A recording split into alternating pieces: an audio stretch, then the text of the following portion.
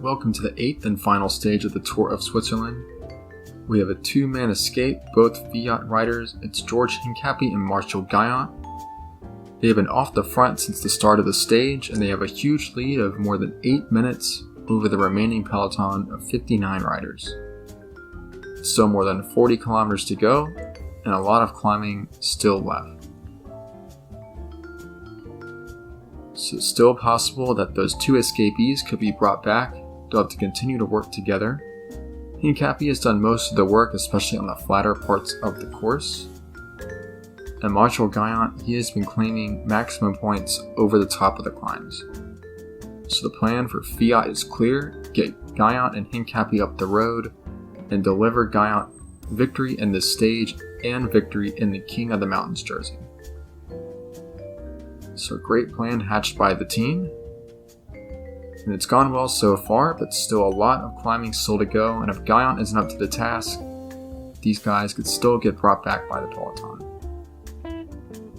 So at last, some real breakaway drama in these stage races. We haven't seen many successful so far.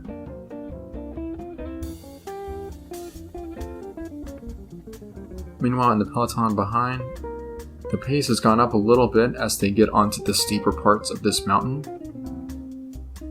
This mountain categorized HC, that is French for hors category, which means outside category, and it just means that it's harder than a category 1, so it gets its own special category. And we'll see some hors category climbs in the Tour de France that are a bit harder than this one even. You can tell the pace has gone up in the peloton because a lot of riders starting to get dropped, including the sprinter Matteo Trentin.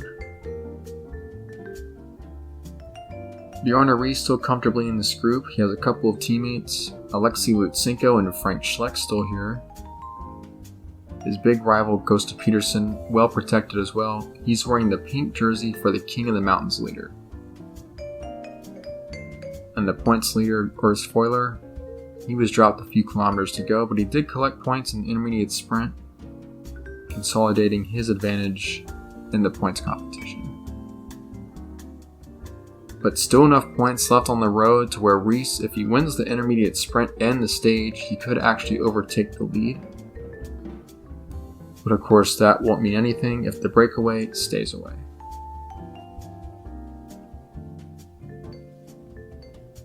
Getting an attack here, this is probably Pantani. So Pantani, the ever-aggressive little Italian, going up the road with 5 kilometers to climb for this group of riders. And the peloton has made a serious dent in the lead of the breakaways. The lead has gone from 8 minutes to under 6 minutes in just a few kilometers. And Pantani is going to shrink it even further with another big attack. Wonder if that's Andy Schleck. No, it was Choman Peruena who was trying to chase, but it seems that he's cracked. Peruena doesn't love these really big, long climbs. He's more for the hills. Now Gösta Petersen, who has a good advantage over Pantani, will still have to keep him in check. Meanwhile, at the front, Gaillant has at last dropped Hincapie, so Hincapie, such a great teammate in Fiat. He has done his work, and now he is dropped, and he'll try and survive off the front as long as he can. Pantani's opened up a gap around a minute, and of course Gaillant is continuing alone. But still over 25 kilometers between here and the finish.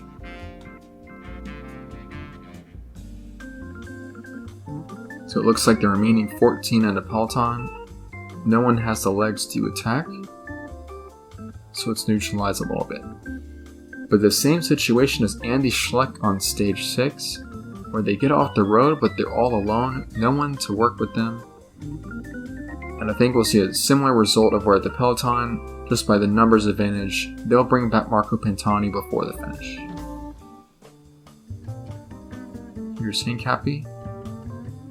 For a Classics rider, he's quite a good climber and an even better descender.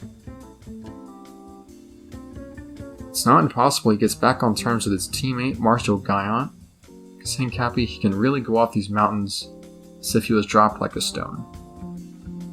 20 kilometers to go for the leaders. Gaillon had his best stretch of the season so far in the Ardennes, collecting a couple top 10 finishes. He was in that final big move in Liège-Bastogne-Liège. But if he were to win this stage, that would be his finest moment yet this season. And a great result for Fiat, who've struggled in the middle part of the season. But getting some redemption in the Tour of Switzerland, Erzfeuler has come alive. If they were to get exactly what they came for today, that would be even better. So to the intermediate sprint at the bottom of the climb, Gaillon will take the points, and he'll take the bonus seconds, but those won't mean too much to him. He still leads by around 4 minutes over the peloton at 14. And with 11 Ks to go, that's really not that much time for a lone breakaway rider who's been all at the front by himself for a long time. So the stage is really still up in the air, and look at the work done by Eduardo shows us. Just like stage 6, it's playing all over again. So the breakaway rider's getting chased down with some ferocity by the Ceramicos team. Pantani, he's back in the fold, so his escape has not worked. But the yellow jersey of Rees and the pink jersey of Peterson, they are still here. Rees leads by 13 seconds over Ghost of Peterson, so just out-sprinting Rees for a time bonus at the end will not be enough. Ghost of Peterson needs to get rid of Bjarne Rees if he wants to win the race. And there's a real injection of pace in this group. The gap to Martial Gaillon is now under 3 minutes, so it's really evaporating. You can see George Hincapie caught in the middle. I think he'll be sucked into this group before too long. Now Schleck taking up the pace, I'm not sure why he would. Should try and profit from the other riders. Hincapie is cracked, but Gaillon's still hanging tough, and now the leftovers taking up the pace themselves. Is Roberto Laiseca still here, trying to move up in the general classification, and that is bad news for Martial Gaillon.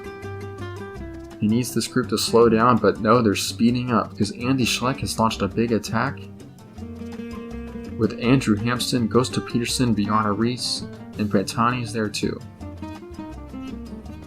Ockers has missed the move, and Ockers, who's in third place to start the race, needs to keep these guys within striking distance because he doesn't want to lose a spot in the top 3. And Andy Schleck could be the one to profit. He's riding for a spot on the podium. Martial Gaillon, he's reached the top of the categorized climb. 2 Ks to go now. He's just 35 seconds ahead of this group, and they are charging up from behind. If someone launches a big sprint, they might be able to get back to Gaillon. But with under 1K to go, Gaillon I think will survive, but only just. This great breakaway by Fiat has resulted in a glorious long-range victory for Martial Gaillon. He'll take the King of the Mountains classification as well. Andy Schleck leads home the favorites with Ghost of Peterson and Rees together, so Rees will win the Tour of Switzerland overall. Andrew Hampsten also there in 5th place.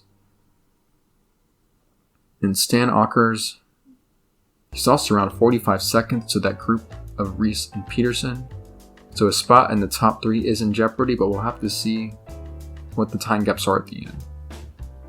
There's the other hero of the stage, Hincapie, who deserves a ton of credit for doing a lot of work for Gaillon earlier in the stage. Still getting home in 15th place. So the breakaway tactics of Fiat, absolutely sublime. I'm looking forward to see more of that in the Tour de France from that team. And I think it'll be a situation of getting first and last on the stage because Magnus Backstedt, ringing up the rear. Big Swedish rider really does not like the mountains. So Backstedt will bring it home. He's lost over 30 minutes today. Of course, he won't be bothered because he'll be proud of his teammate Gaillon for winning the stage. So that was the final stage of the Tour of Switzerland, so the classifications are finalized. Martial Gaillon winning the stage from the breakaway by 26 seconds over a group of Andy Schleck, Ghost of Peterson, Bjarne Rees, and Andrew Hampsten. Marco Pantani couldn't quite finish off a long-range move of his own. He finishes 6th at 34 seconds. But Stan Åker's 1 minute 15 down. We'll have to see where he ends up in the overall. But most of the protagonists up amongst it on the final stage.